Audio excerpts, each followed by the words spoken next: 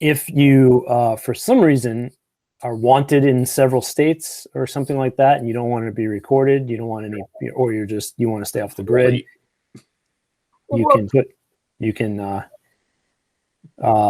sign out, put your tinfoil hat on, and they won't get you. Okay. The government can't find me. Joe is a good friend of mine, and he is an independent comics creator. He is also a Monster alumni. He has been making his comic Underburbs with another Monster alumni, T.J. Dort, who is not on this call right now. For how long? Essential. Started making it in 2005. Put out the first issue in 2006. Wow. Okay. Yeah. So for quite a while, I've seen it evolve and grow, and I've seen Joe become sort of a more and more of a fixture in the independent comics world, which is always exciting to see a friend making things and doing things. And so we're going to talk about that. We're going to talk about that tonight and what that's all about. I have a bunch of questions for Joe. I'm going to open up some of his work, and I'm going to screen share, and Joe's going to sort of talk to some of the things we're looking at. And after we're done looking at these pages, I will ask Joe some questions, and I'll sort of slowly glide through the slides a little bit, and we can ask him some questions. So let me start by just getting in here. Everyone should have my screen, yes? I asked you. Yes. I got it. Yep. Yep. I think you went forward a page while full screening it, though, I think. There you go. I got it. That's the first one I gave you. All right, good. So, Joe, why don't you start off by telling us a little bit about this comic, what it's all about, and the process that you took to sort of get off the ground with it. Well, let's see. So, the comic, like Dave said, is called The Underburbs. It is a story about this vampire that comes from a monster world, like a whole other monster dimension, to try to take over the human world on Halloween. A young girl, not pictured anywhere. Neither of the major characters are in this page. Well, that's not entirely true. There's like a little piece of Angela just staring out the window up in the right in the center. Right here. Yeah. Right. Yeah. No. Yeah. Yeah. Oh, yeah. No, she's there twice. Yeah. I drew that a long time ago. I don't remember. But yeah. So yeah. So she witnesses like the evil plans and wants to stop it, etc., etc. As far as getting it off the ground, I'm not sure. I think we TJ and I, like my collaborator, we just kind of checked out a few of the, just there were some local conventions. I think that's when they were still doing like New England Comic Con or I think that was one of Wizard World's attempts to try to break into a New England market, and their first of many unsuccessful attempts for some reason. But I don't know. I think we just decided we just kind of went for it. Really, I don't know if there's that much of a really in-depth explanation to how we started it. I mean, these first couple of pages that I have for examples, you're going to notice these like borders on the top and bottom. That's because the first 3 issues are all the wrong format, because that's how like just go for it we were. Like we're like, who's got time to figure out what the standard size of a comic book is? I can just take a ream of 8.5 by 11 from work, and we've got at least 3 issues worth of paper right there. So that's pretty much how that all went down. I remember you showing me these. I remember showing me these. Yeah, drawing on 8.5 by 11, and then you use sort of like watercolor kind of on them too, right? Yeah, this is all. So pretty much the way, because I keep mentioning that this is like a 2-man project here. So basically, how it works is that we both write the story. I do all the drawing, so I do the penciling / inking / lettering, and then TJ does all the grayscale that you see here. And we decided on black and white just because we knew that would be cheaper to print. And faster to actually turn around too, because it's just that much less decision making, and when you don't have to think like, oh, what's this background gonna be, like what color is this character wearing, etc., etc. And yeah, so this is all it's actually just ink. It's just pretty much just an ink wash for any of the grays that are in there. It wasn't for several issues, like probably not till maybe like 14 or 15 that we decided, hey, you know what would be a lot cleaner is a marker for the characters, and then we still did do the ink wash backgrounds. Yeah, because I remember speaking of having done them, I remember you were doing them on 8.5 by 11, and I remember then when you put the washy stuff on them, the paper sort of like warped. And I remember you so like pressing them. Yeah, all the original pages are dry mounted, and they're like probably still in a stack in my closet. They're just gonna disintegrate someday, probably someday soon, because it's not an archival process. And yeah, they'll be fine. They'll be fine. They're as good as they're gonna be. All right, so we'll go through these pages, and you can talk to. I'll go through them kind of slowly. I'll start here because we kind of looked at that one for a while, and you can talk to the first one. So this, and I think how I was going through these and looking at it was maybe not so much.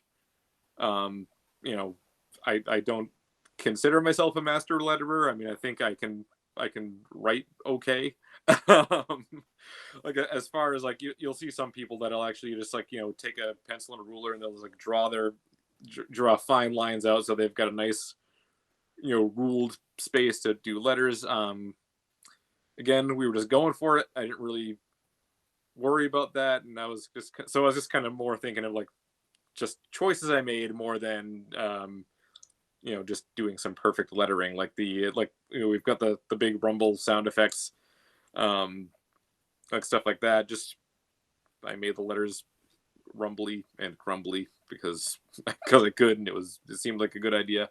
And I always think of this page as like the most creative my paneling ever got, and like I picked that one so I could hope that by the end of this I prove myself wrong, since this is issue 1. Isn't this like one of the first issues in the first issue? This is like the 5th page of the very first issue. And yeah, but I mean, even all over that, like I was definitely making conscious choices about how I wanted to letter things. Like when Damon's friend calls him Damon, and he corrects him. I bolded that Damien is Damien because he wants to sound cooler when he's doing gothy stuff. When he's being dark, good. Lots of different things. I don't know.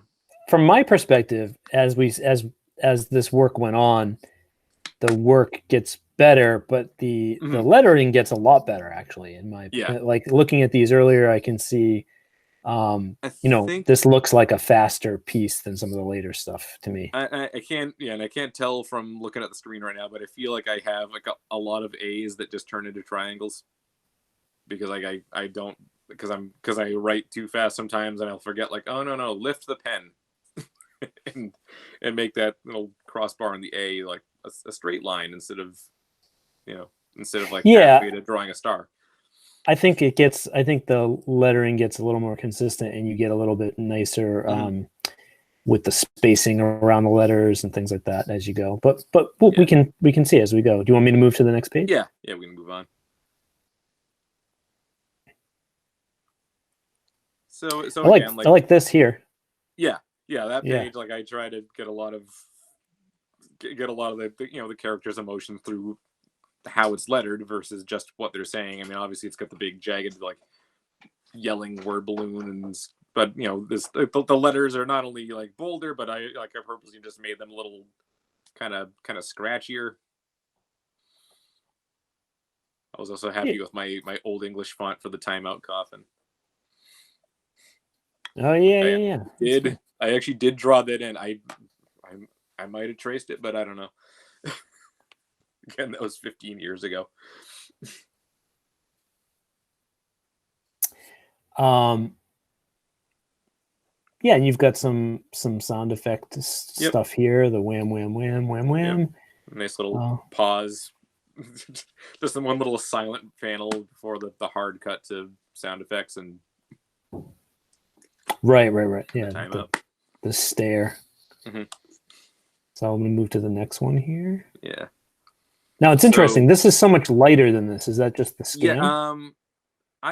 I'm not sure exactly what happened on this one, to be honest. I think this is now we've jumped all the way to issue 4. So this is like the basically when we were making the comic, we just made like the first 3 issues just as one continuous thing, and we kind of worried about how we were going to break it up later. So basically we just had, like 92 pages of comics. So even like those first 3 are super long, even when you divide that, so by the time we got to issue 4, we're like, okay, let's get the boards. Let's try to do this right. I think I just kind of got these, scanned like at a Kinko's or something. So like the quality is not that great because I think they were just kind of fed into a drum scanner, just because I didn't have and still do not have an 11x17 flatbed scanner. So yeah, the issue 4, I think the quality kind of took a hit there, and by the time I got to 5, I was like, you know what, I'll scan all the pages like 2 or 3 times if I have to, and it'll kind of suck, but it'll be worth it for the overall quality. Do you scan them now? Like, what do you do now? Yeah, I still scan them. And do you do that at home, or how do you do it? Yep. Yeah, I do that. Yeah. So basically, I just have like a regular, like a 9x12 flatbed scanner. So I've pretty much got it down to a technique where I can just only have to scan the pages twice. I don't have to do them 2 or 3 times because splicing the pages is no fun. Yeah. And then do you use I used to do this thing where I tiled things together when I stitched things, but now I use photo merge in Photoshop. Do you know how to do that?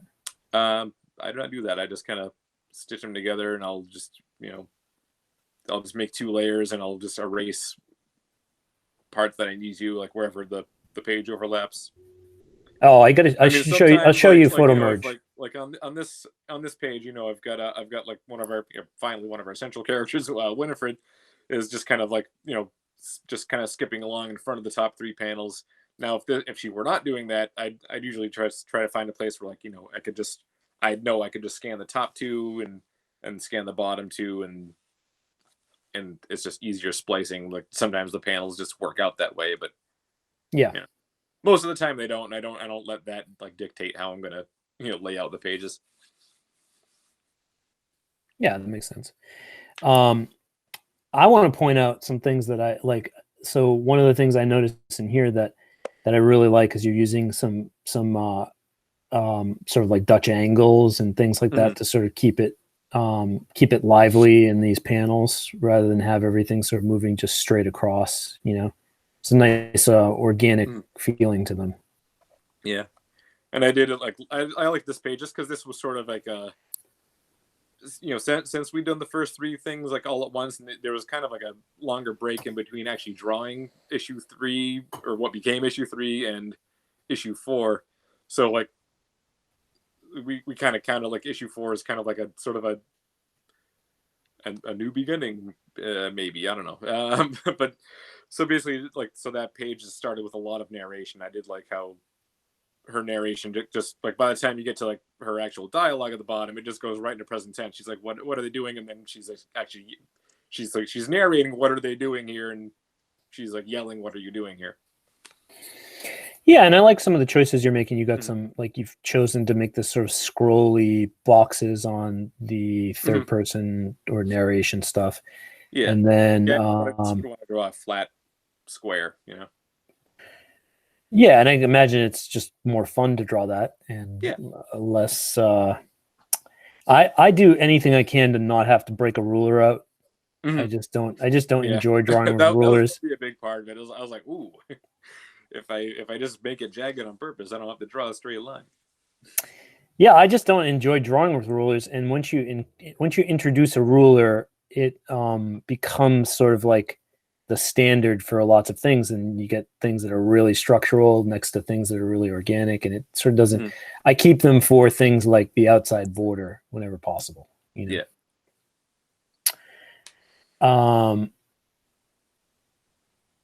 Yeah, again, good. You got some really nice use of the angles in here. I'm going to sort of whittle in some questions that I had, as well as we go, and we can keep kind of talking a little bit about the lettering stuff. My first thought is, did you make a conscious choice that you were gonna hand letter everything, or was it like just because you were trying to avoid the computer, or how did that work out? It's because it's what I knew. Yeah, I mean, like I'll tell people now. It's like, look, I still to this day would not. I don't think I'd know. I wouldn't trust myself with trying to leave enough empty space to kind of digitally insert word balloons later. And I realize you could probably still just kind of pencil something in, but I tend to basically how we how I said we me and my collaborator both do the writing. We don't really have like a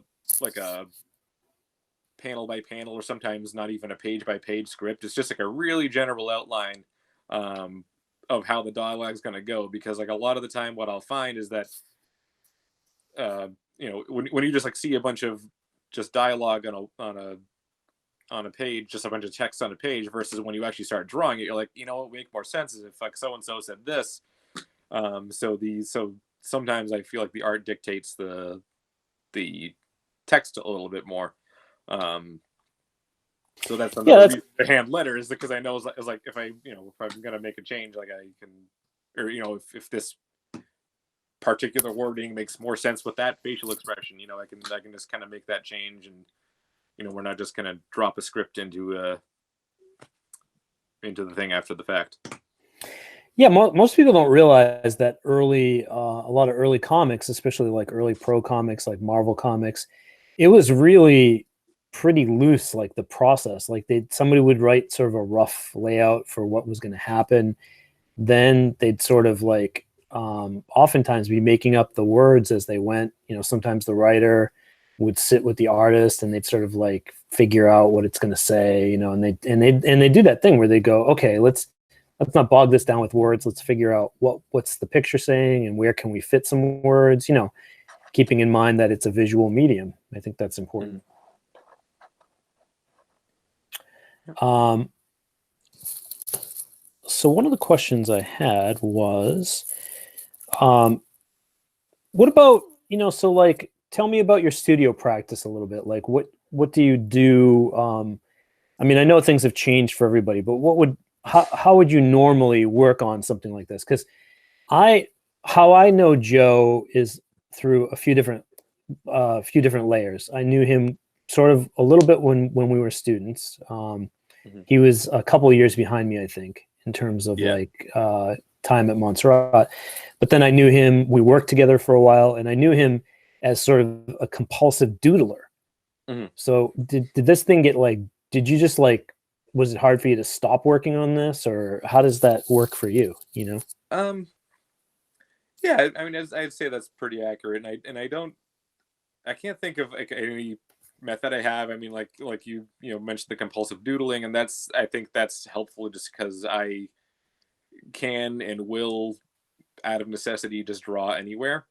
A lot of a lot of the pages done, and I'm not just talking about the first few issues. I mean, probably almost any page you see, a good portion of it is done at work. on breaks, sure. And that's the best kind of drawing. The kind that you're not supposed to be doing. Drawing. I mean, even I do use my nice drawing table a lot of the time, but that's in normal days. In the before times, you don't always have a lot of time if you're working a full-time job, and then you get home and all you want to do is just make some food and watch TV and go to bed, or something like that. But so I don't know. It can start out sporadic, and then eventually, once I'm settling into an issue, then I can kind of get laser focused. you know, like the page one of any given issue is always like the one of the biggest headaches, because you're like, okay, how am I going to start this? What's this going to look like? Don't screw that up. It's the first thing they're going to open. It's the first thing they're going to see when they open the book. And then, you know, like once you get a few pages in, you kind of get in the swing of things. Yeah, I mean, I can't really nail down any one thing, just because I have to kind of work in time to draw whenever I can.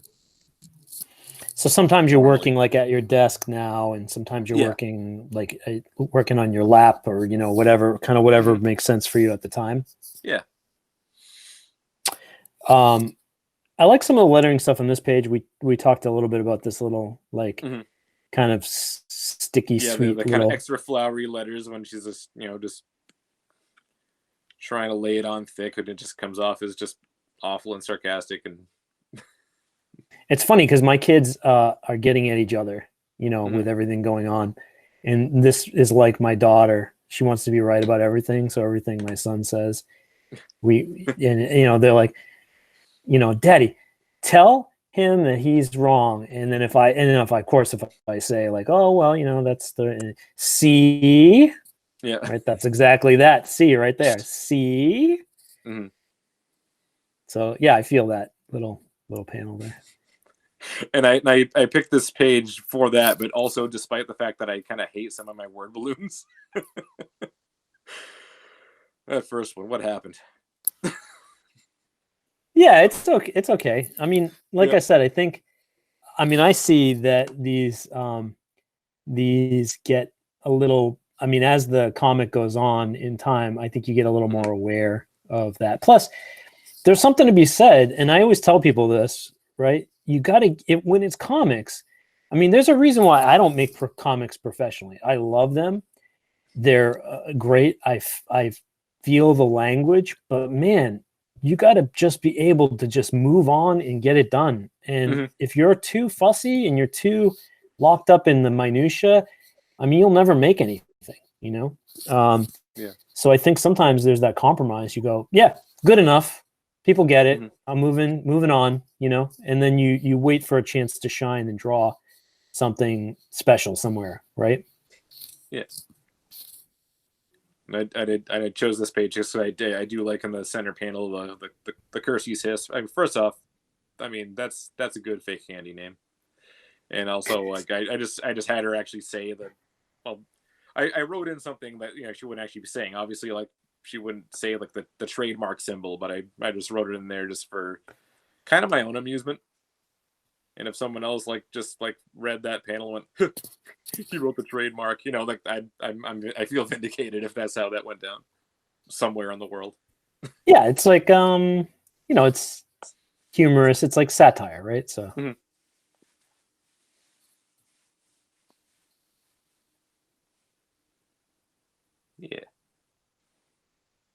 Yeah, it's some nice, like, I like, you know, and this is the thing. One of the things I like about hand lettering, I mean, my brain sometimes gets like too, like if someone is too precise with hand lettering, there's part of me that doesn't like it. I actually get a little bit like the little part of the back of my brain that thinks it's wrong that someone can make it too perfect gets kind of frustrated. And to me in comics, like anything that gets you thinking about something else besides the comic and the content. So like when I know someone hand letters, I want to see a little bit that it's done by hand. Does that make sense? Yeah. Like I want to see that it's drawn. I mean, if you could make your letter form look like it was like crapped out of a computer, what's the point? Just do it in the computer, right? Like it's the same way I feel about like paintings that are purposely photorealistic. We have photographs for that, you know. What do I need a painting that's photorealistic for when we could just, photographs are wonderful and they are perfect for the most part. So I don't need a painting to do that. I want a painting to have some stuff on it, you know. And I did like that page too, just because like not only did I, you know, just have like that kind of extra flowery letters for like when she's talking, or you know the that one again. This one here, those first two panels, because I mean if I were just kind of just like lettering it straight, all you'd see is like Winifred here, that character's just repeating the same text over and over again, but you can basically, like, if I write it like that, like, not only is she repeating it, but she's just like saying it in the same, like, showy, like, overly flowery way, even though she just mistakenly, like, addressed like an actual scarecrow first, and then addresses a person. She's like, "My, would love to go." It's she's like just putting on that same facade, like, for everyone that she's talking to in this particular moment. Yeah, she's sort of like a kind of like a posh sort of character, right? Like, Yes. she's Mhm. yeah. So yeah, I mean, I appreciate all the work that goes into the hand drawing of all the, and I really see it like, and I point this out to students all the time. It's not, I mean, it's not really like handwriting. It's like drawing letters. And to me, I mean, you can have decent handwriting or poor handwriting and still be pretty good at hand lettering things. It just depends on how much you want to get into that. Yeah. And here's another thing, like, I have, on the the second panel, it's like something I try not to use too often, but like when someone is just like so annoyed that their word balloon turns black. Oh, right over here, yeah, just. And this is sort of like interrupting too, right? So right when we get this bubble over another bubble. Yep. Literally talking over her. Do the way you make the tails mean anything to you? Like, these feel a little bit like smooth to me. Like, I feel like this is someone with a sort of a smooth voice. And I don't know if you think much about that, but that's what it feels like to me. Yeah, sometimes. I mean, like, because that's when I can't think of the good word for it. Like when she's just being insincere, basically. She's like, "Oh, that was you, wasn't it?" Like, so I also make so I made the tail just like that probably was a conscious choice. Snake-like. I've got to say probably again, because this was this is what, issue 6, so yeah, we're not even into the 2010s yet, probably. Yeah, I think, I don't know. I'd have to look. So we talked a little bit about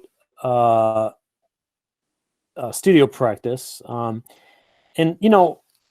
I know things have changed, but how do you balance like the responsibilities of life responsibilities of making comics? Because I mean, even for people making comics at a high level, there is sort of like a passion project vibe to it. It's so much work for the amount of payoff. So how do you balance the work with the life stuff? I just squeeze it in as much as I can. I mean, I think the only kind of the sad truth of it is it just basically just results in less output than I'd really like. It's just how it is. There's only so many hours in a day. I mean, basically, we're at the point right now because I normally I did work full time. My friend who does the comic with me, he's still working. He works like a night shift as well. So he's not only still 40 hours a week, and probably more so because I'm sure there's not as many people where he works currently. But so like overnights and in full-time work. So and we just kind of talk on the phone or however he can, or even lately, and also he lives in Maine right now too. He used to live in Beverly, but he moved to Maine last year. So yeah, it became like a tricky thing to balance, and so much so because he was in the process of buying a house and moving and all this other stuff. When we did our last issue that that came out last summer, I think. I pretty much had to just kind of take charge of the entire thing because he just didn't have the time. I wouldn't have been able to bring him the pages so he could do the ink wash and then get get them back to me for scanning and everything in a reasonable time frame. Nice on this page. Mhm. Nice focus piece down here at the bottom, so we get this like atmospheric perspective, blowing the characters to the forward here. That's nice. And the ink wash is a huge part of that, of course, because I mean, obviously, you chose like not to do any really heavy darks, and also like when I inked that page too, I think I was because I'll use like various micron pens or micron type pens. You know, I'm not really brand loyal to any specific type of pen there, but I was probably just usually you just use like an 05 or something for like the thick outlines on the characters, sometimes an 08, and then all those ones in the background of that bottom panel is probably just like an 01, which I try not to use too much because I tend to bear down really hard, and I will like just destroy the nibs on like 01s and 005s like within like a page. Yeah. My of those micron pens, my favorites are number 2 and a number 5. I pretty much don't use any other ones if I'm using those. So how are things? So you mentioned that you're like many people right now. You are unemployed. So how's that affecting the comic stuff? Are you doing more? Are you doing less? How's it working for you? Unfortunately, still kind of waiting on a script outline for the next comic, but I have actually been taking a bunch of commissions, so I've been keeping busy that way. Yeah, and you guys have, from doing lots of conventions and things like that, you have quite a bit of a fan following for your work, yeah? Yeah. So that sort of fan following is creating a little bit of sustainability with the commissions and things like that. It certainly helps. Yeah, every once in a while, it's funny because I have friends around the comics world, and every once in a while I'll meet somebody and they'll be showing me their original like comic book art collection, and they have like a piece of yours in there, and I'm like, oh, cool, yeah, that's Joe, that's my friend Joe. And so, and I just, I realized that you do a lot of those things. I don't ever see them, and you also other ways of creating revenue for artists. I know you have a Patreon. How's that work out for you? That works out pretty well. I don't have any of the figures in front of me, but no, I don't need specifics. But a lot of the same people that like that tend to have commissioned me in the past and stuff like that. So it's people that just are, believe it or not, they're out there. There's people that want to support artists.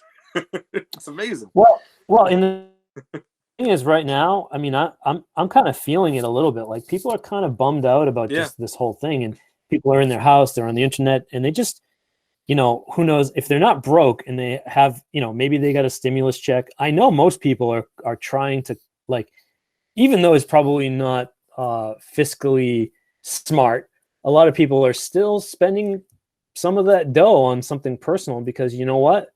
You need that when things are tough, Yeah. At least I think that's true. I mean, what good is life if you can't have a drawing that you want? I mean, we can't get toilet paper, but at least we can get commissions, comic commissions.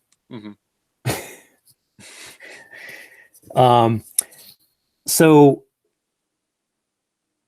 oh yeah, there's some cool stuff on this page here.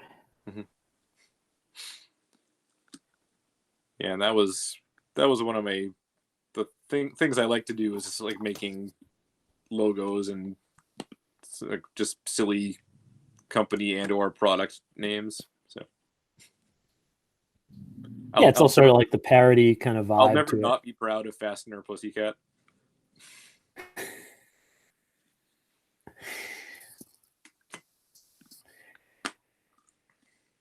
And you do these things with a black border, yes?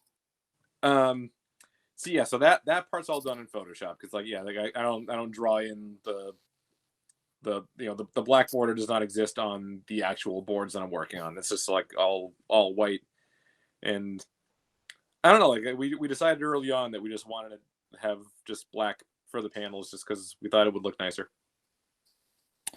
Yeah, it definitely pops them out. It usually it can have a little bit of effect on the way you get it published, because of course you have to print the black all the way to the edge and past the edge, so that when they cut the paper, you don't get a line or anything like that. But how do you guys print your work? Because I know some of my students here are probably curious about printing. I know the world is kind of shut down in many ways, but some businesses are still, because we the first several issues we went through a company called ComExpress, which sadly does not exist anymore. They were really good to work with, and they were really nice to us, and they actually liked us a lot. They because a lot of these companies will just kind of give you like a slight break on printing costs if you print one of their ads. They actually came to us and said, because they noticed like that we were actually like just doing like a series, we weren't just like doing some, because it's just an on-demand printer. It's not like there's any vetting process or whatever. I think some people just make one just to see if they can, and then quit. And then they actually came to us and like asked us to just, if we could just draw an ad for them. So we actually just get to have like our own art on the back of the book and still, get a discount for it. Yeah. And for you guys who are, listening, on demand basically means that it's sort of a digital printer, right? Like, so they're not color separating, and they're not making sort of like so it's plates of anything. It's basically good for small runs. Like, I think like we figured if we had to go through like an actual like printing press thing, like, you need to probably do, it's much larger minimums basically. And we just, especially when we were just starting, we were like, well, how many do we think we can sell, like, realistically? So if you do on-demand printing, like, you can do really small runs, like, like maybe like 100, just enough that we know we can take to like a couple of conventions and then reorder them whenever we need to. Yeah, and so there's a trade-off. If you're printing something that is on demand, you pay a little more per book, but you can print a handful of them if you really want to, right? So, and then I was gonna say right now that we're actually going through Kablam for our printing, and it's kind of funny, like how you said, like how how everything's different now. Obviously, like the last couple of times I've been on there, they're actually not printing anything right now. They're not. Luckily, like all the books that I've like done through them, you can get them digitally, but but I think they're like, just while all this is going on, they're not sending any physical books to anyone. Yeah, so Kablam is, and you've been happy enough with Kablam in terms of like printing. Basically, all we look for is the print quality. This is recorded, but oh well, I'm gonna go ahead and say it. I hate their ad. But they put in your not spending full price on my books. Yeah, I'm not a fan of their ad either. It looks unfortunately to me, I don't have a book handy, but I know, just a little too primary colory for me. Yeah, but they give you, like what you're saying, you print their ad. You get a percentage off, and I was like, and also it's one less thing I have to think about what to put, in the book. There's one less page worth of drawing I have to do. Yeah, because I know some of the students were curious about printing. Mm-hmm. I will give you guys printing resources as we go. I did find out that that Staples is still pretty much up and running, and I only found out about that because they've hit some scrutiny because of staying up and running, and also not necessarily treating their employees poorly, but not doing a lot for them during this crisis. Like, I think buying them lunch once a week or something like that is like their solution for endangering the lives of the people that have to, come in, that have to work in Staples to make, somehow they're deemed an essential business, but okay.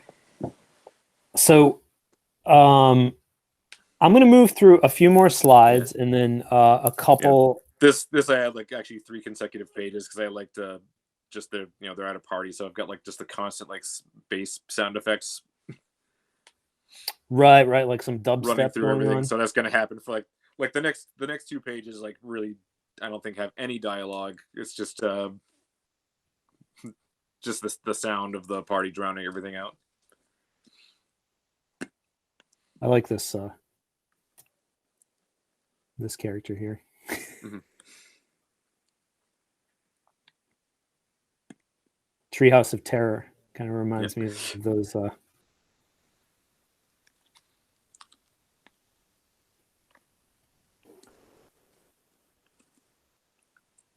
And after I did like the first of these 3 pages, I was like, I was so glad that I actually made sure like the sound effect wasn't breaking any of the panels, because like going in and like doing all the black for the panels in that first of these 3 pages was I didn't like it. I was like, okay, never do that again.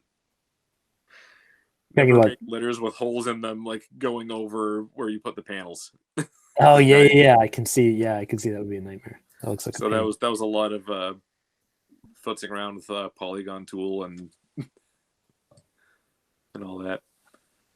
So you keep most of the digital work for production related stuff, like yeah. So cleaning up your work, adjusting it,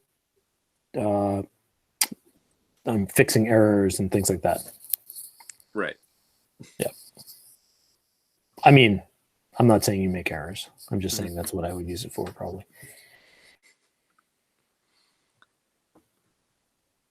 Oh, this is good. Yeah, I like the bony thump. Yeah, that's nice. Click. See, because it was a skeleton that fell down. That's right. See, you gotta. If you're going to go for it, you got to go for it at every chance you can, right? So. Yeah, and this is what. This is issue 9, and I think this is like around this area is like where I started getting comfortable with things and like just stopped like pulling back. I think if I had like done this like same scene like 5 or 6 issues ago, I was like don't do a bony thump. That's just too much. And then I was like, wait, no, do the bony thump. What's wrong with you? You're drawing a comic. You can do anything. So would you say your fan base that you guys have, would you say a lot of that's generated from in-person meetings and things like that? I think so. Yeah. Just doing.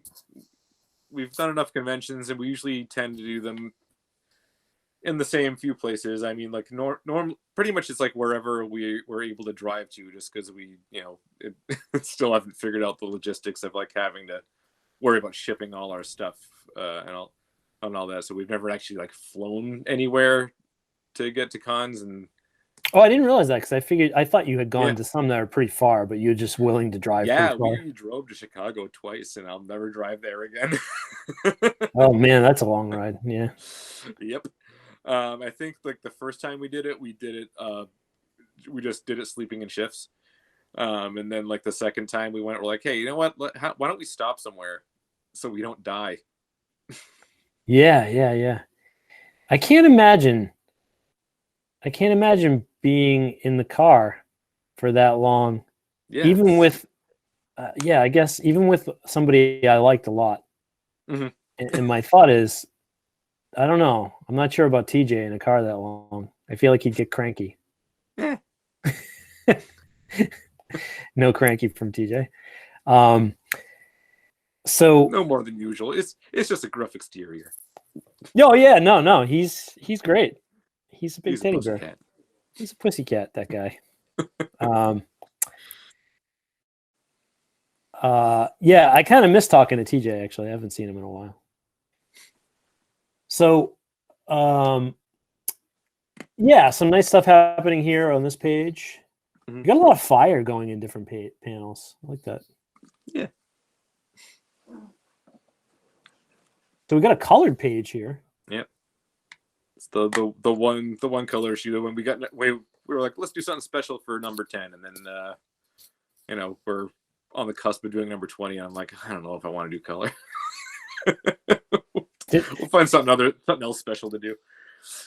that's when I'd be like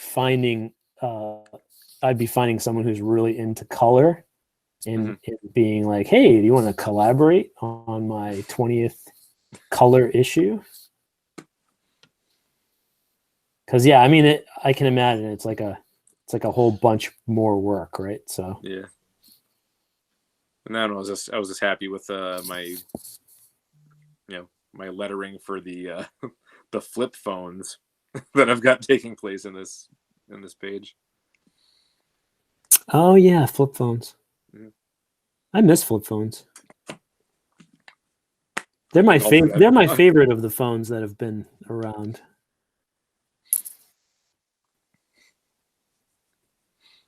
Yeah, not based not very loosely at all on the Motorola Razr. Only it's got bat wings on it. Yeah, I think everyone had one of those. They were pretty common, right? This is very like Chewbacca and C-3PO right here. Mm-hmm. Yeah.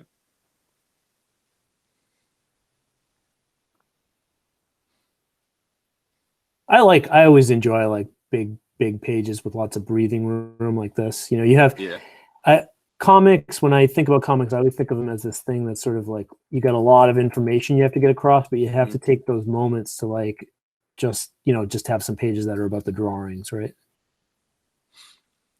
Yeah, and that page was supposed to be impactful just because it starts out, the pages before this in the entire comic where it was just like a normal scene, then it's just like it turns out you get the little nightmare fake out. So we kind of needed to have that sort of that splash page kind of thing going on. Yeah, I like that.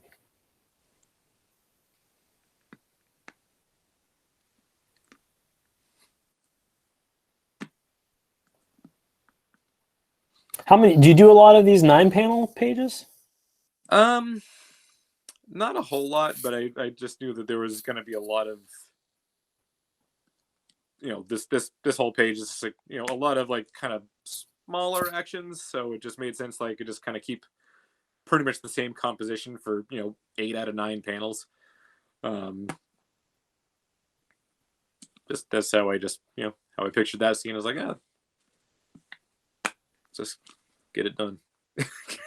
Yeah, no, that works. Get a bunch of small panels and put it together. Now, I'm trying to remember what I did for this one. I think I literally just inverted everything except the piece of chalk to do the white lettering. Yeah, that's how it would go. I don't think it was any trickier than that. Yeah, that's what I would have done. Mm-hmm.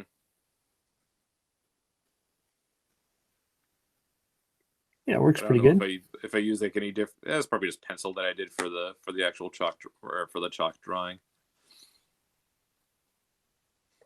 Yeah, I feel like if you make it white on black, it's going to look like chalk no matter what, right? So yeah.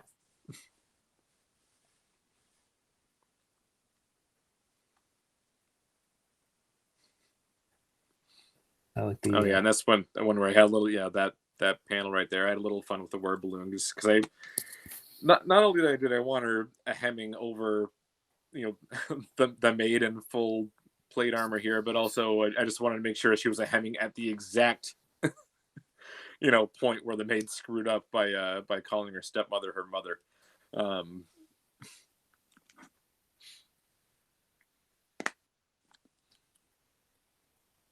Yeah, you did. I like so this kind of literally just pointing right at the offending, or not at the offending part, but we're just pointing at where she rightly corrected it. This page is great because what I like about this is just the way you've got a lot of kind of straight on pieces, and then to me like the little subtle things that like the fact that we're sort of at the table with her here. And then we're kind of being taken up into this character's position, and then now we're looking down from that character's. To me, that's one of the reasons why this works and ends up being, you don't end up with too many like lines running across the page.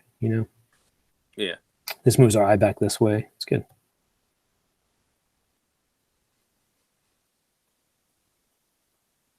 Yeah, just another another good black balloon.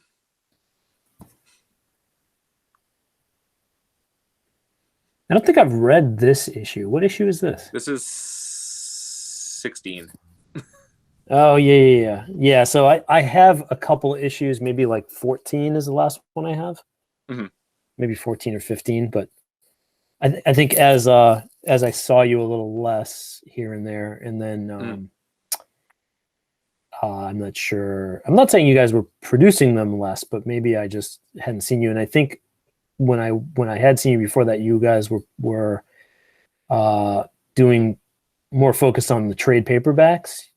Yeah. Yeah.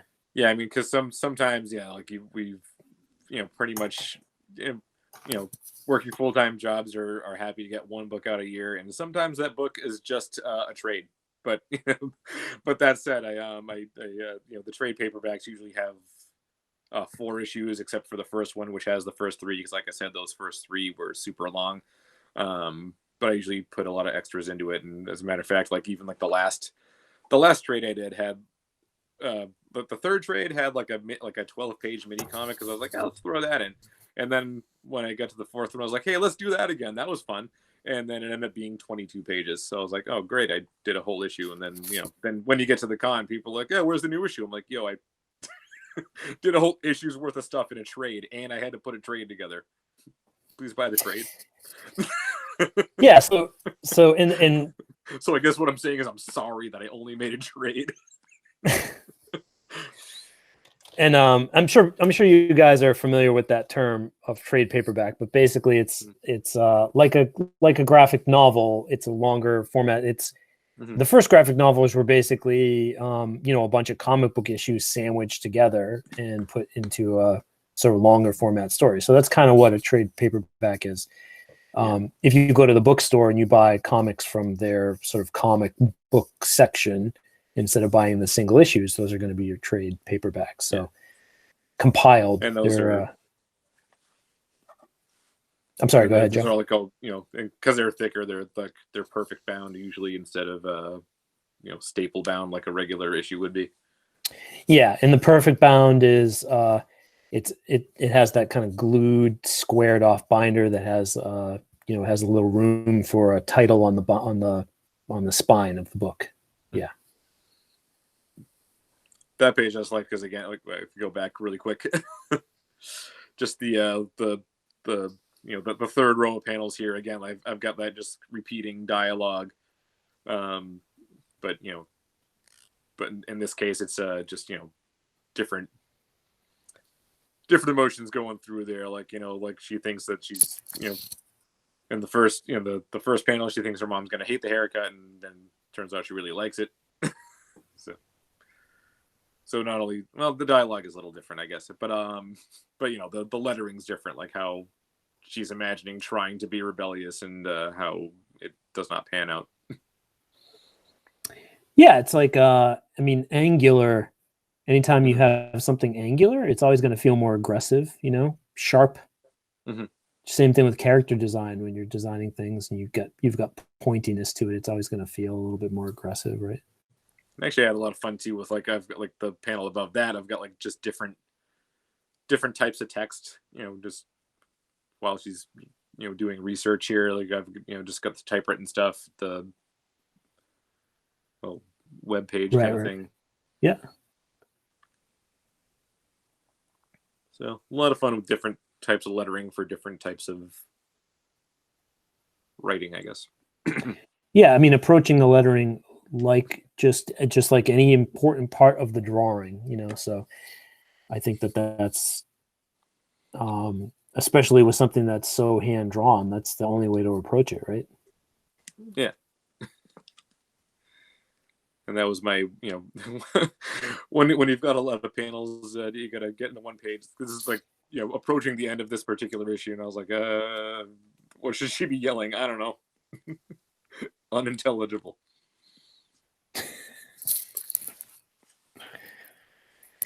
I'm going to move through the next bunch a little bit faster because we're We're about an hour now, and I don't want to keep these guys all night, but I do want to give them some time to ask a couple questions of their own if they have any.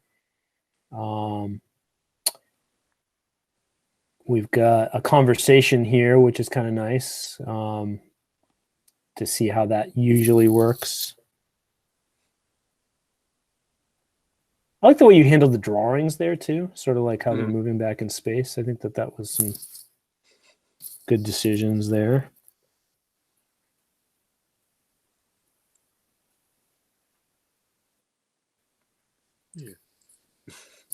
Yeah. Yeah, and this one I just like again, like from the second panel to the third one, just like narration, just going right into dialogue. Are you using like Letratone or something in here on this one?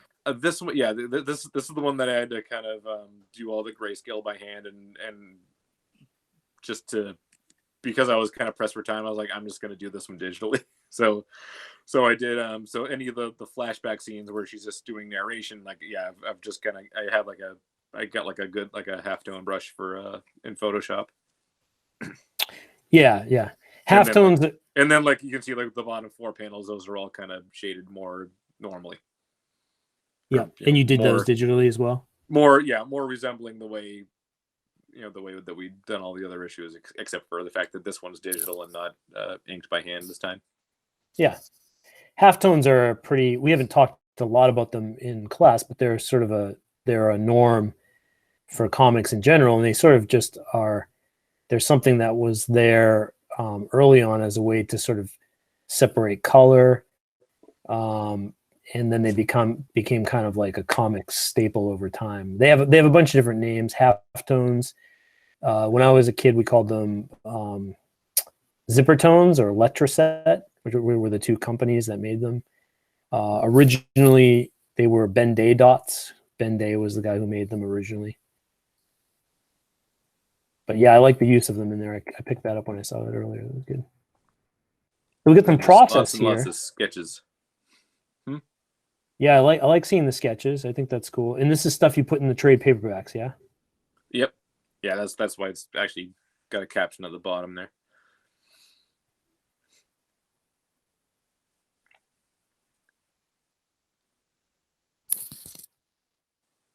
Now, some of these actually do correspond to specific panels in the comic, but I didn't think to actually, send the pages for a side-by-side comparison, but it's okay. I like that people can see how loose you draw though for the prelim stuff, Yeah. Like especially like the guy in the bottom right, like that would be a bridge too far even now. Like, when I was talking about, I was like, oh, don't draw that bony sound effect. In this case, I'd be like, no, do not draw that face like that. That's just for goofing around and sketching. But then I can make that actually work into something that's, I hesitate to say on model for me, but yeah. To me, especially thumbnail sketches, and they're all about just figuring out what you need to do. And like, I like that this, you're getting some like core expressions in there. Sometimes like if you didn't do this when you went to the final drawing, maybe you would get the wrong feeling. You got a good like feeling behind some of that. Yeah, stuff. because even like where she's only yelling the words "wrong dimension," I mean, that's just kind of like the key phrase of that particular piece of dialogue. Like obviously she's saying more than that in the actual comic, and then the other characters actually saying something in response, not just a couple of lines with arrows on them.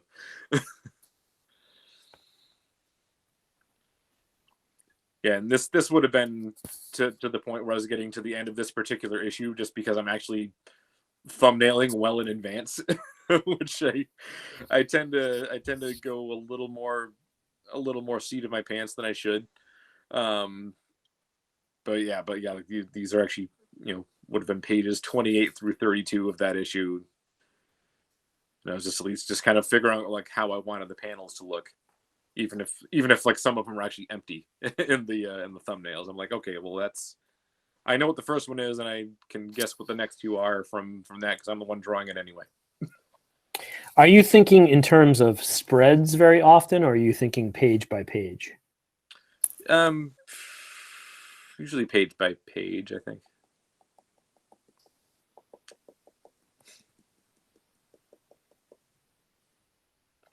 More sketches. These are Yeah, some really early sketches, like so much that it's actually on lined paper. Like this would have been stuff for the very first issue.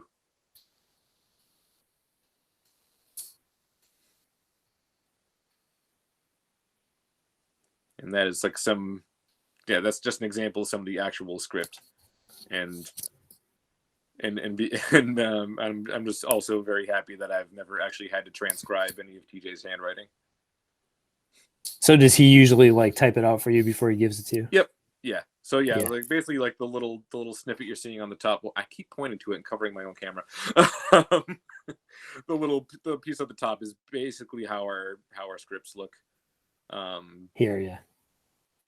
Yeah, they might be slightly more like screenplay format now than they did then. When I was a kid and I was doing like independent comics with friends, and we were putting stuff out, we used to write dialogue. Like we'd play a character, like, you know, I'd be a character and another person we were working with would be a character, and we'd like write the dialogue like that, so that we always felt natural if you could like have a conversation in character, almost like acting, you know. We're back to the beginning. And back to the beginning. So what I'm going to do is I'm going to come out of the screen share mode. While I have the artwork up, does anyone have any questions for Joe? Especially if it's in reference to some particular image. Yeah, they can unmute if they want to ask a question.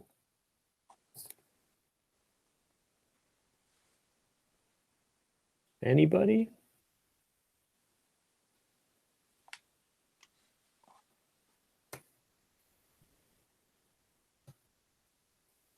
Thank you. Yep.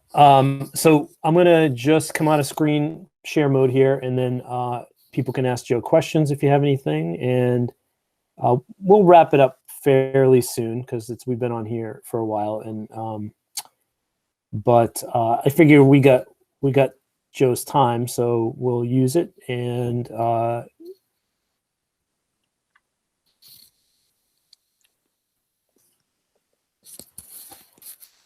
so yeah, that was interesting. I mean, I like to let things like that kind of unfold, and I know I kind of, Joe was talking to lettering because I told him that was sort of our focus this past week. So, but you guys are welcome to ask him any questions, and let's see if you have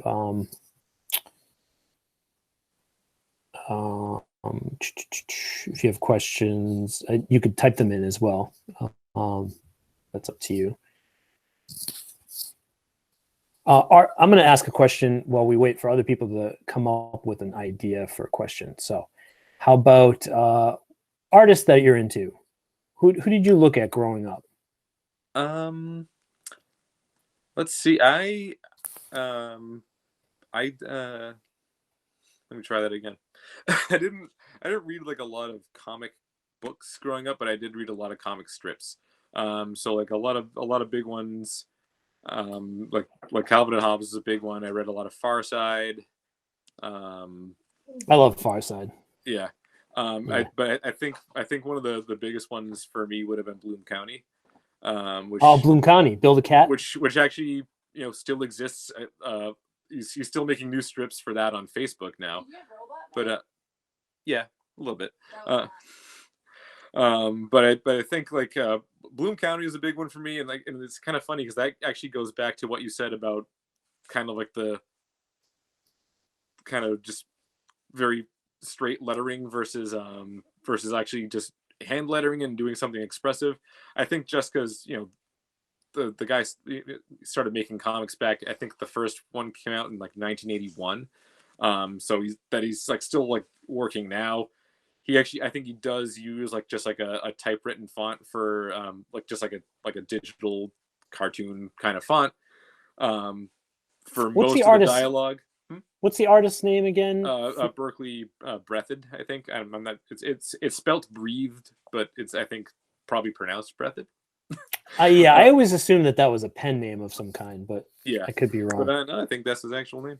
But yeah, but he is. I mean, especially like in like the first run of his comic strip, like he did a lot of that stuff, like where like the text would be just really expressive, like the lettering and like the characters too. I mean, just for in the confines of like a like a 4-panel newspaper comic strip, he got like a lot of action in there. Like you could really like tell like what the characters were doing. Like you could figure out like the tone.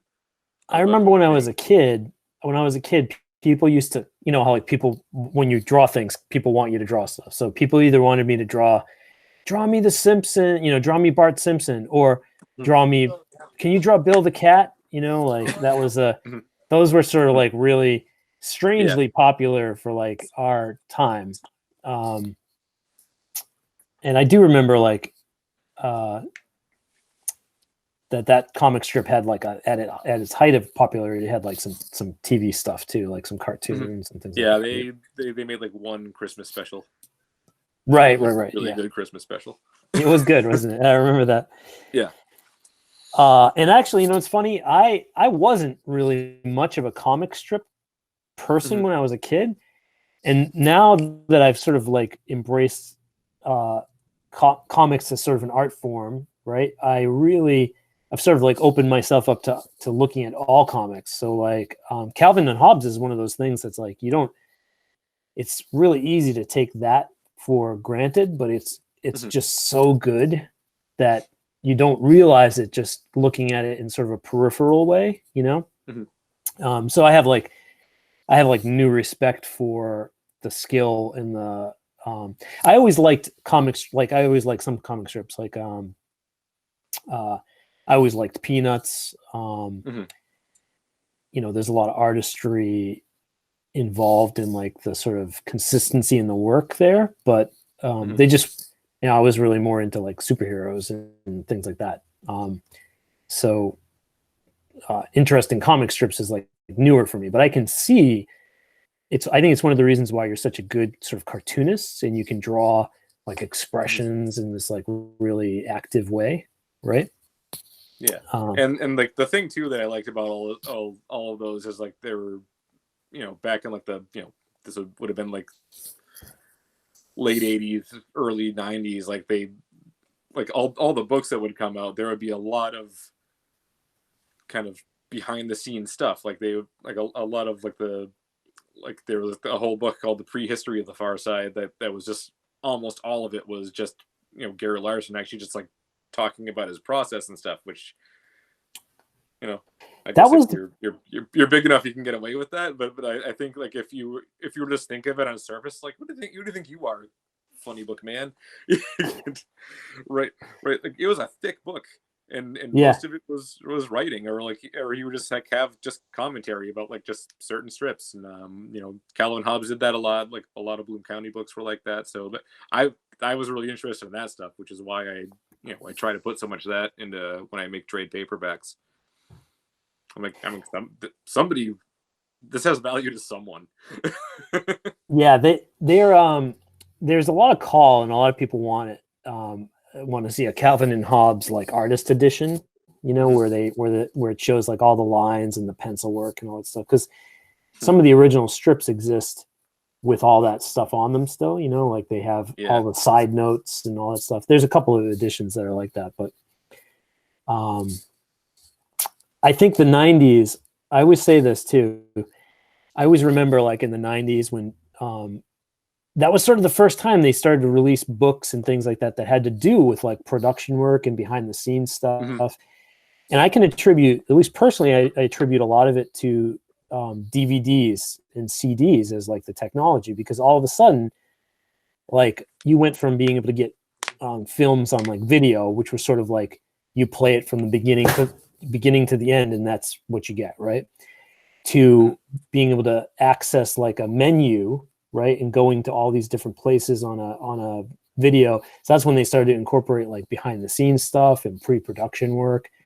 And some of those like DVDs from the 90s have more stuff than they ever release things with now, because it was such a feature to like sell the thing, like where like it's going to have a multiple angle view, and it's going to have 5 or 6 layers of production art, you know. Some of those things they don't even make them like that anymore, you know. But I love that stuff. That was, to me, like being able to see storyboards for the first time really easily. But just having those books like that too, like at the time where they were coming out, because like that was at the point where I knew I already loved drawing, and then the fact that, like, you know, like basically I could see that, like, you know, that all these things I was reading like came from other people that actually loved drawing, and it wasn't merely a product, and actually, you know, a good portion of them just kind of hated the business side of their own business. I would say one thing. I would say that people who make, especially in my perspective, most of the people who make comic strips, especially, they love the craft of making comics. And you can see it in the fact that the line work and like the way they treat each line is like meticulous. There's a sort of a meticulous quality to the comic strip, you know, like the consistency in the characters, and like the consistency in the line work, and the way they're dealing with characters and story. To me, that stuff is like, it's really clear to me when I see like people who are like, there are a lot of people who their dream is not to make comic books, it's to like be an artist who makes comic strips, you know, who makes like who has a syndicated newspaper piece, right? Yeah. And so those two worlds are very different, even though they're kind of tied together, you know, like the comic book and the comic strip are sort of tied together. And I feel like a lot of that is kind of translated into how I actually will do a page of a comic book. And because I mean, I don't think all my pages necessarily would just like stand alone, completely context free, but I try to kind of just cap everything, like just end a page in a way where it's not just kind of ending in the middle of something like just really mundane. I just, like, you know, you want to have like some punch, I guess, you know, to ending a page to hopefully make you want to turn it. You know? I was going to ask you this. Yeah, no, that makes sense. Like you got to think a little bit about all of that kind of stuff when you're working. I was going to ask you this because I haven't read up to where you are with the Underburbs, but do you see it as something that you'll keep making, or do you see it as having an ending at some point? I always wonder how you feel about that.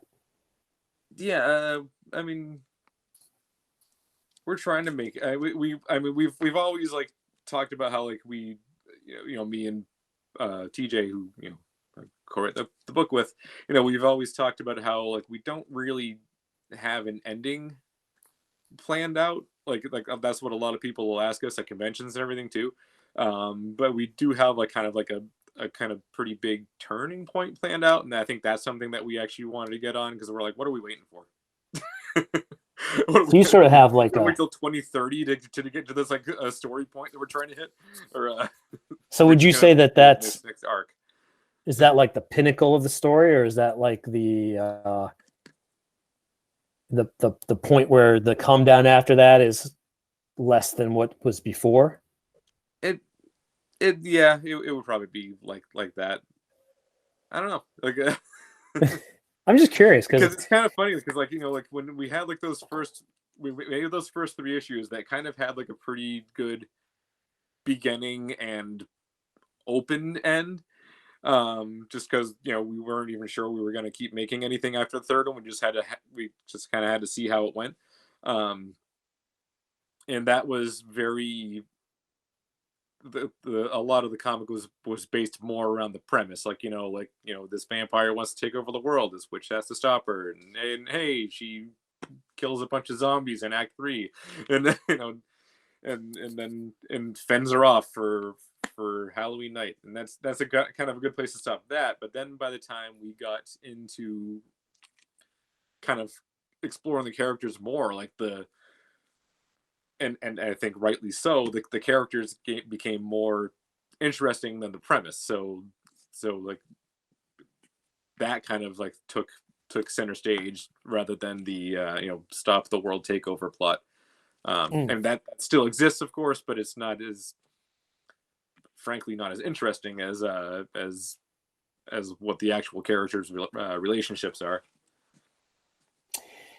And remind me, now I know your piece, I know you guys made a conscious choice to steer away from like web comics. You always wanted to make a printed book. That was like your that's just because we didn't really understand the technology or the business model. I mean, I think there's really no reason that like we couldn't also make it a web comic, but we just haven't gone down that road. Yeah, I think at this point it could be a good piece to have as a webcomic because you have so much banked. You could, especially how webcomics work, they sort of release them slowly. You might have an opportunity to create a new. Oh, I'm on that though. Thanks. Yeah, Patreon, right? Yep. And on Patreon, do you have the books on there for people to read? Or how do you do that? I don't, but normally if I'm working on one, I will. I've like released like sketches and stuff like that, like while I'm actually in production. Yeah, like more like people get to see pre-production stuff, right? Yeah. But that might be a good place to put like the webcomic, because then it's still pay to play, right? So you're going to get some tangible revenue, and then it's also something that people, because who knows, maybe a lot of the people on that are supporting you or might want to support you maybe actually haven't read all the books. Could be a good way to get some more activity there too. I'm just thinking, especially the way things are right now, like it's really hard to distribute things. Do you have a place where people can buy PDFs? It's well, yeah, because I said I did the printing through Kablam. The actual online store that they have is called Indie Planet. So INDY Planet. Indie Planet. And I think it's .us for some reason. Oh, okay, cool. So I could buy issues or trades on there. Mm-hmm. Yep. Oh, so okay, I've got all the books are represented. I don't have all the individual issues, but like since they're only doing digital right now anyway, like why would you want the regular issues? So basically like all 4 trades are up there, and then I think I've got the first issue which is free, and I forget what else is on there right now, like maybe just like 11 or 12 through 19 I think are all on the site. Oh, okay. So Indie Planet. Mm-hmm. And do you know what the price point is on the trades? The trades I think are just like $5. Oh, okay. That's not for too the bad. download. Yeah, that's cool. Yeah, because I haven't seen them all, and I wouldn't mind checking them out. So let me back off for a minute, and I want you guys, if you guys have questions for anybody, Joe's the perfect person because he's going to give you the answer that he's going to give you. He's not going to fluff up an answer and make it something that you think you might want to hear. It might not even answer your question, but it will be an answer. Yeah. So if you guys have anything, we've been on here for a while. If you're still there on the other side, you've put the time in, right? So now would be a good time to ask Joe a question if you've got something. I actually have 2 questions. Okay. One isn't as long as the other. The first one is, just like at the very beginning, you were talking about 9x12 printer with the scanner. Like, I'm actually curious what type you use, because that's something I've always wanted to get, but there are only a handful of like scanners and printers I've seen with that. So my first question would be, what kind of scanner / printer do you use? I have not printed anything in like a decade, but when I did, I think I had an Epson Perfection. Don't remember the number, I do remember, and there's where this old man yells at cloud time, but this is like the printer that I had in college was like, I think another like Epson photo printer, and I loved it because it had like one black cartridge and one big thick color cartridge, and then that one just finally just broke down on me. Like the printer head was just like slamming back and forth, like it was just it didn't want to be a printer anymore, and it was just trying to die. And so then I had to get another one, and then that had like a separate color cartridge for each color, so like for a 5-color printer. So basically refilling the printer cost as much as buying a new printer, and I was like, this stinks.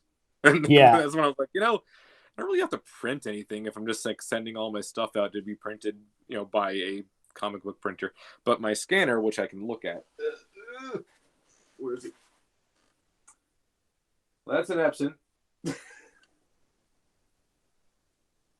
I'm a big fan of Epson too. Yeah, so the scanner is also an Epson Perfection photo scanner, and I believe Epson does make like a larger like flatbed scanner where I could do like entire boards, but right now I just don't really have the space. I don't know where I'd put a scanner any bigger than the one I'd have. I have for those of you guys who are interested in printing, I did some research and bought a new printer a couple of years. No, not a couple of years ago. About a year ago. And it's a Epson Workforce 7720 series. And that has an 11 by 17 scan bed and all kinds of printing capabilities. I love Epson as a product in general. They're great. Their scanners color correct scan pretty well.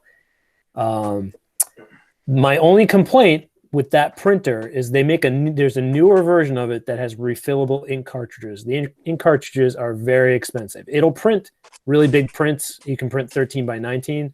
But to be honest with you, if you're trying to print things to sell them, you'd never make any money. Not with the cost of printing out of it.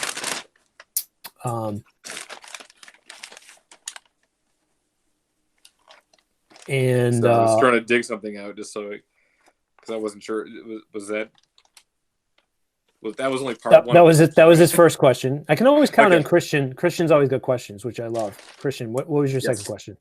Oh, okay. My second question was, if you've ever like walked away from a convention, and felt like it was either like a waste of time, like you were really disappointed, you lost money, and like, how did that make you feel? And like, what was your next course of action to like reset yourself? Let's see, because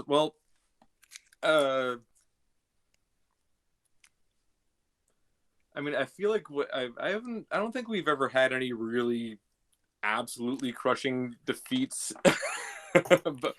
but I think a lot of the times where we're like, obviously we've had times where we've done like far below expectations. And I think sometimes that has a lot more to do with the convention. Like, because I mean, if you've already made you already made the product, you've already done a lot of conventions. I feel like there's not too much more you can do. I mean, you're there. You've done all the online promotion you can. So I mean, sometimes, and this sounds like such a cop out, but I don't want to be like, no, it's the children who are wrong. But sometimes it really is like sometimes you just go to bad cons. Or sometimes I honestly feel like there have been certain conventions that I've done. I won't name names unless I'm really pressed.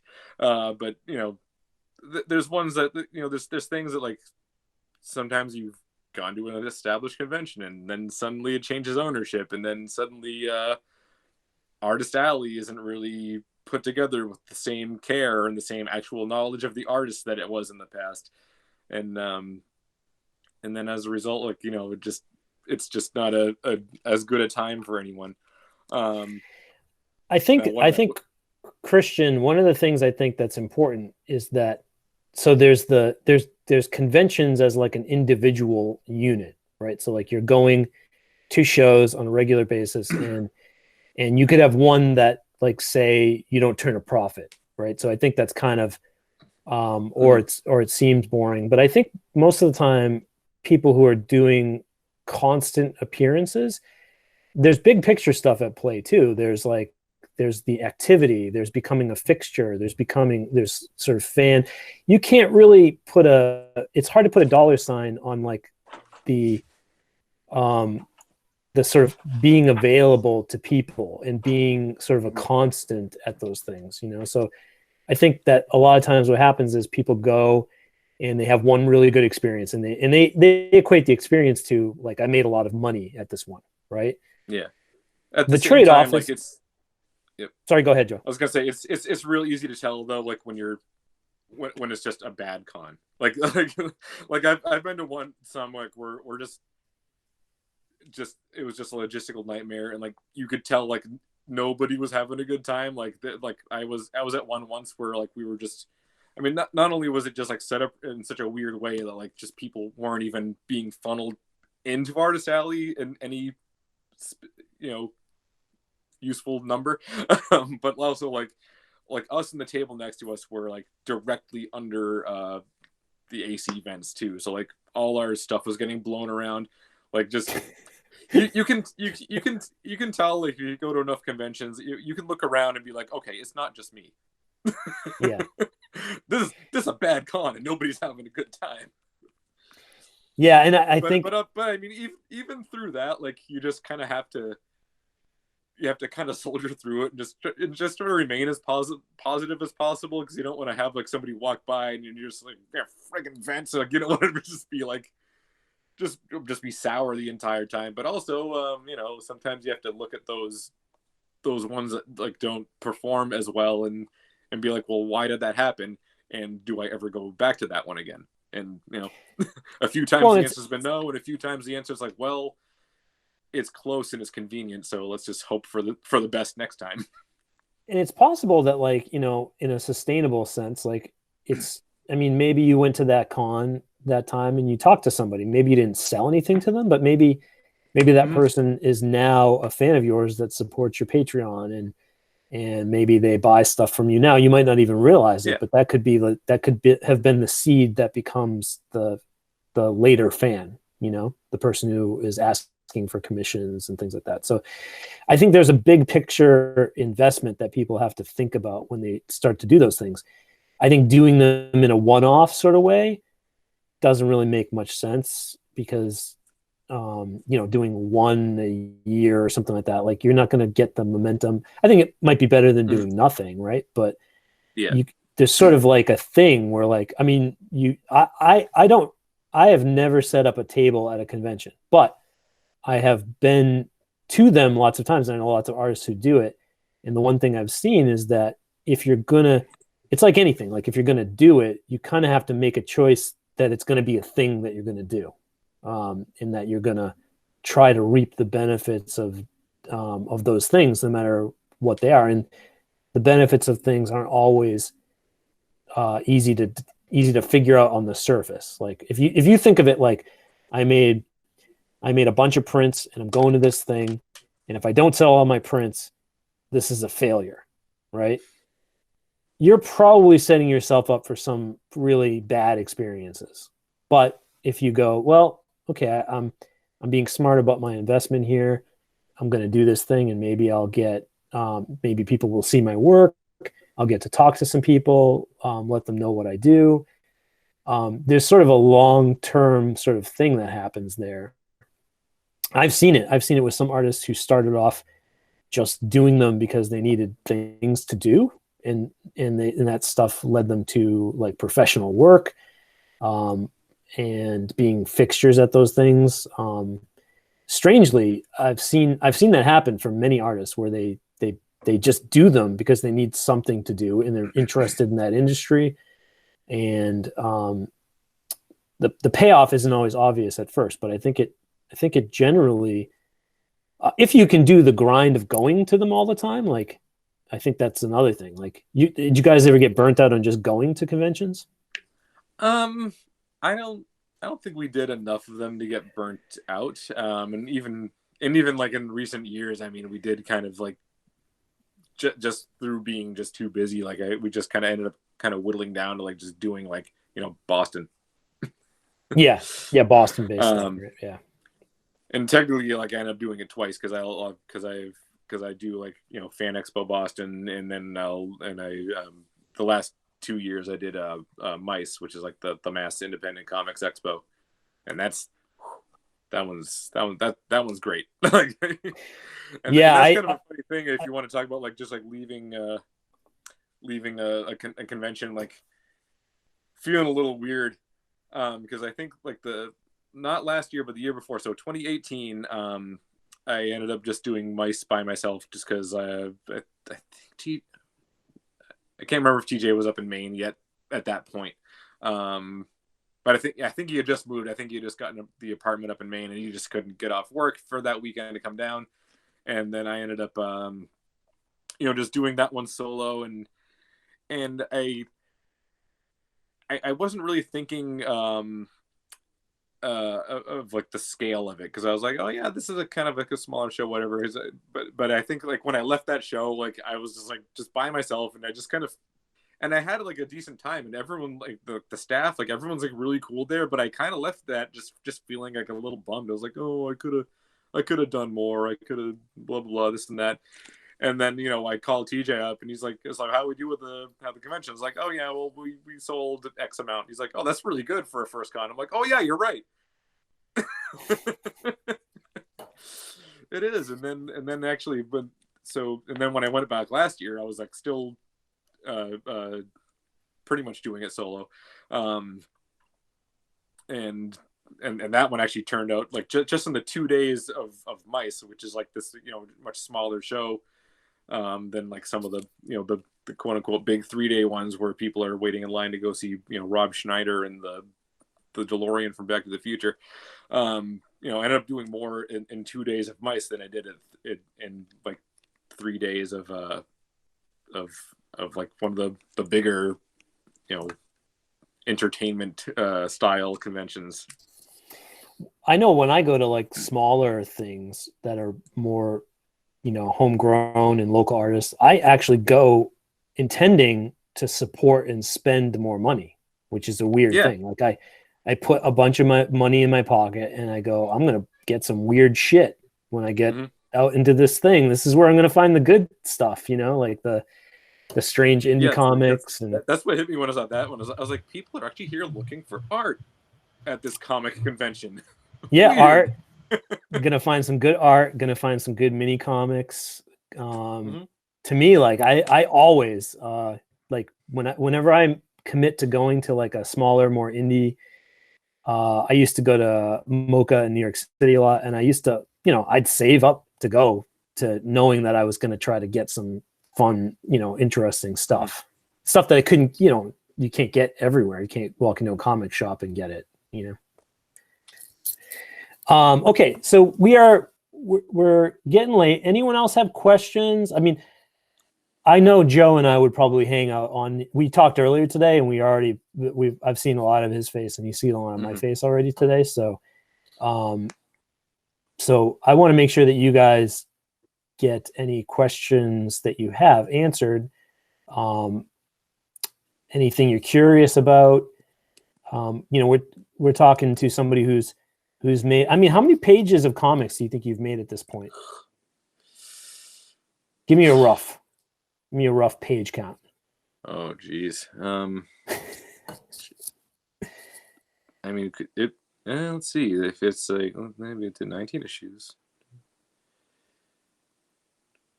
You probably never thought of this, right? I guess it would be well over 1,000 pages at this point, wouldn't it?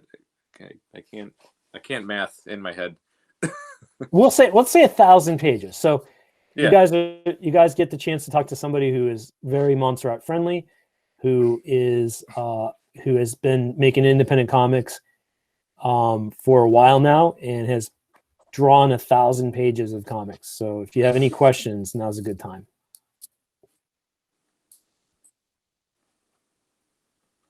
James, are you still in here? Cannot be correct. Yeah, I am. Any questions from your side? I know James has made some comics over the past, couple of years. Well, is there a special way to get in to set up tables at cons, or is it like how does that process work? I mean, usually, Do you get invited? Just go to the website and just sign up for them. I mean, sometimes if they're big enough, like it has to be, juried somewhat, and some I don't know what metrics they use to to decide who comes in and who doesn't. Like Mice is juried. Yeah, like not everyone gets into that show. You have to apply, and that's and also because it's much smaller too. And I know I still managed to get in like twice in a row, which is kind of cool because I know I think they said in the past that they try to more or less just try to swap people out just to kind of give people a chance that didn't get in the year before. I'm glad it didn't work out that way for me because like Mice 2019 was awesome. I know. Yeah, I mean, you just. And sometimes have you gotten like anything else? Yeah. Do you get invites sometimes from people for like to just be a fixture there, like, or do you always pay to table? Pretty much always pay. I think we had like one thing where actually like, and again, I think this was actually from making connections at previous conventions. We haven't been in a very long, like at least like 4 or 5 years, but we used to go to the Philadelphia Comic-Con a lot. And so we ended up meeting some people out there who became fans of the comic, and then some of those people were going to Rutgers University in Camden, New Jersey, and they were actually starting like a Comic-Con at on the Rutgers Camden campus. So actually, we did get invited to go to that one. So we still had to make the drive down there and pay for a hotel for the night or whatever. But it was still pretty cool to get invited to something like that. So. Yeah, usually when you see when you have comic cons, like the only people that end up not paying to be there are people they're using to advertise the show. Like, so if you go to a big comic book convention and their star person is, I don't know, some dude who's playing Superman or whatever, that guy gets invited and gets paid to be there. But pretty much everybody else is paying to play. You're paying to be there as a vendor to set up. But I think for the most part, sometimes though there is a network though. Like you learn a little bit like about especially smaller shows, right? Like the smaller shows, there's a lot of really great small comic book conventions and smaller shows that are regional, and they actually they support like they support some people coming and going from them. And no, we've definitely met a lot of people that we see at just because like so many of the shows, like even like the big ones like Boston, but we'd also do we'd also watch shows grow. I was gonna say smaller ones like the Granite Con in Manchester, but that's that's actually gotten to be bigger than it was when we started, at least. But just by doing all those things just in New England, like we'd see a lot of the same faces. Like we've done like different shows in just New Hampshire and Maine and in Massachusetts, and we see a lot of people, and they're either making comics or people that represent artists or just people that own the shops, or just people that really just like going to cons. Like we'd see a lot of the same people over and over again, and so there is that kind of network and that kind of support. Even as someone who just loves comics, and there was a time period where I was going to a lot of conventions, and you sort of become part of this like little family of like people. Yeah. And I always see it in the artists, like all the artists always know each other, so I think you don't want to. I think just the network alone can be a pretty valuable thing. I think people coming in and out of school, sometimes the thought that like, it's not a single sustainable way to make a living most of the time. And I think that that's one thing I like to try to get across to people. Like, if that's all you're intending on doing is going to shows and selling prints, I don't really think that you're using that tool the right way. You know, I think it's got to be a place to promote something you're working on. But there's a like, I've seen it happen for people. There's a real clear network that comes from like doing in-person conventions. Now, we're in a world where, I mean, I've seen the disappointment right now coming from people that, I mean, there's a whole bunch of conventions that are not going to happen, right? Because of what's going on right now. And there's a lot of people who are feeling it because they have all their eggs in one basket in terms of like how they make revenue. And so there's a lot of like just scrambling to like set up online shops and things like that, because a lot of people make a lot of their living selling merchandise, like selling things person to person under those circumstances. So, but I think my thought has always been like, if you're making something already, if you're already drawing, you're already making stuff, right? Yeah, San Diego Comic-Con was canceled, which was a huge, deal this year. If you're already making something, I think, you don't want to leave any part of marketing that thing on the table, right? Like if you've got it, go out there, show it to people, Poughkeepsie. Yeah, I've heard of that. No Such Con. I've heard of that. That's a kind of a pretty big, smaller show, right, in Poughkeepsie? Yeah, it's at Vassar College. Last year it was kind of big because they got Dante Bosco as like their guest person, but it was really great because they had like a bunch of like small panels where you could talk to the people that are doing the panels because only like 10 people show up. Right. I love those panel pieces at cons. I think that those are really great. They're like, they're topical, they say we're going to talk about this, right? And then they have 4 or 5 people on the panel, and then you can ask them questions, and sometimes they do art demos. Those things are actually mostly my favorite things at conventions. Or you might have a chance to talk to the creators of something that you're really into and ask them stuff about that thing. In the smaller the convention, yeah, the more intimate that's going to be. That's another thing. That's always, Montserrat does panels like that sometimes too, artist panels. I've thought about, we had talked about doing more of them in the future, especially on topics like professional practices, like stuff that might not be covered in classroom all the time because we're always so busy talking about art, talking about the business side of things, like, okay, like how much money do I make on this kind of job, and how do contracts work and things like that. So more of the stuff that in the classroom we're focused on the making of things and the craft, and it's sometimes awkward even to sort of step aside of the craft and start talking about money and things like that, So in bigger plans, I've talked to some of the other teachers about doing more of those, like lunchtime things and stuff like that. But yeah, so that's getting a little off topic. But so Joe, do you have anything else you want to share with these guys before we wrap it up? Like anything coming up for you? What's coming next for Underburbs? Like, hopefully getting a 20th issue out sometime. 20 is the next one, right? Yeah, we'll be working on number 20 when we've got kind of like the basic idea for it. Just gotta wait for TJ to be able to sit down and just hand me a script. And is with TJ and you, is there any times, like, is there times he's chasing you or you're chasing him? I know collaborations can be tricky.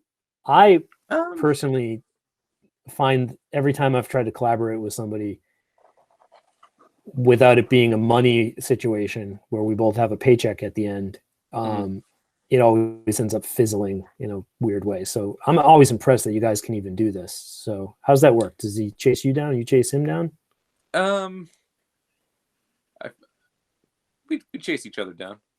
Depends what point we are. Like right now, where I'm itching to get that script. There's like some amount of chasing him down, but I don't chase him down as well because I never know. Like I can't because he works overnight, so I never know when I can actually call him. Like if I just called him in the middle of the afternoon, dude might be sleeping. So yeah, he's likely to be asleep. Because yeah.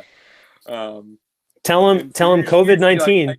Usually like once the script is in my hand, like and I'm able to get like at least like 6 to 8 pages in. That's when it's like that's when he starts chasing me. He's like okay, give me some pages so I can do the ink wash on him. And I was like, wait, I can't let go of these pages yet. I still need to be able to look at this last page to to know what I'm drawing for the next page. So, just tell him you've got quarantine time and be like, listen, I got time. All of a sudden, I can make comics. Well, he doesn't. He's still working. Yes, but I don't think he passed on the opportunity to get ahead with the comic. I think he's always like thinking. He's very like practical in that way. It always seems like he's like, yes, we got to get that out. We got to get that next. Like that next thing, right? So if he thinks you're twiddling your thumbs over there, he's gonna drop a bunch of work on you. I'm sitting on like a commission backlog about 10 people deep right now. So oh well, that's good. So, yeah. So I'm not in a chasing mood just yet, but we'll see how that goes. Are you doing any? Unfortunately, like a lot of like our big like deadline comes from like okay, like we have to be able to print this book at least by the summer, just because we know like usually we end up doing like the Boston Comic Con in August, and that's kind of a probably not happening this year. No, but that's no reason not to come back to a reopened convention scene with like 2 issues, 2 new issues that is. Are you working on any of those? What are they? I know sometimes you've got these commissions that are like a mock cover, like a pastiche kind of piece. I haven't done those in like a really long time, but those were fun. Yeah, I've seen a bunch of those. Sometimes from like I've seen them from somebody who is collecting them that I didn't know they had them. Yeah. So I still have like 1 or 2 of the originals of those too, because I know like. Yeah. What do I have? I don't know. Because I know like the first like 2 or 3 were like for specific people, but I made prints of them. But I think I still have. I just kind of made 2 more for fun until I decided like, why am I doing this again? I was like, what's the gag here? Because am I just copying a cover? Like kind of like. I did the first 3 as commissions. I did the 4th one for fun, and then like by the time I finished like the 5th one, I had like an existential crisis, and I was like, "Why am I doing this? Like I'm just ripping off something that was done in the '60s." I'm just because I can. If the piece is well known enough, it's usually okay, especially because you're doing your own stylistic thing with it. I had fun doing it. I'm not saying it was like completely like worthless, but at the same time, I was like, okay, I made 5. I had a good time. 5's a good run. All right, so I think we'll wrap it up because we're about 9 o'clock, and this would, if we had class tonight, this would be as late as we'd go anyway. So I'm going to leave it on one last question for you, which is, when not drawing comics, and now what do you do just to wind down? Like, what do you do for fun? I mean, I know you can't go anywhere right now, but I've been playing a lot of Animal Crossing. Oh yeah. That's like that game could not have been timed any better. Like, I know. I keep seeing to get like released like during a lockdown. I'm like afraid of it. Like I'm afraid I'm gonna start playing it, and it's gonna become my life, and I'm gonna find myself creeping down into my living room in my underwear and like sneaking hours on Animal Crossing, not sleeping. So like I'm afraid of I could like just go into the covers in my bed and play it, right? Mhm.